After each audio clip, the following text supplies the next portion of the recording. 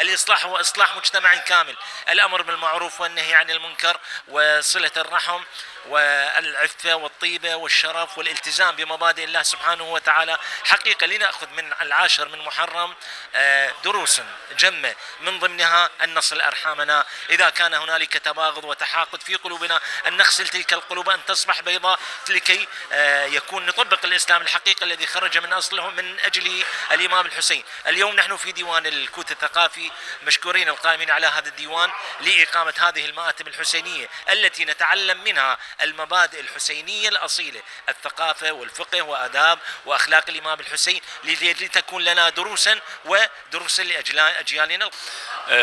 هذه المناسبة لا تقتصر على أداء الشعائر الحسينية فقط، وإنما من خلال هذه الشعائر ندعو إلى الود والتقارب وصلة الرحم، حيث أن الله سبحانه وتعالى أمرنا أن نصل أرحامنا وأن نبر نحترم الكبير ونبرهم ونعطف على الصغير، وندعو كل مواطن مؤمن شيعي إذا ظلم أحد أن يرد ظليمته وأن يطلب التسامح معه،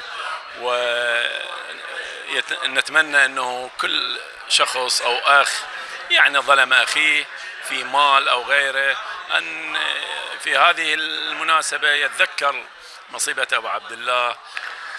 اللهم نجعل من هذه المناسبة أن تتوحد قلوب العراقيين جميعا إلى ما فيه بناء هذا الوطن من أجل خيره وإسعاد شعبه.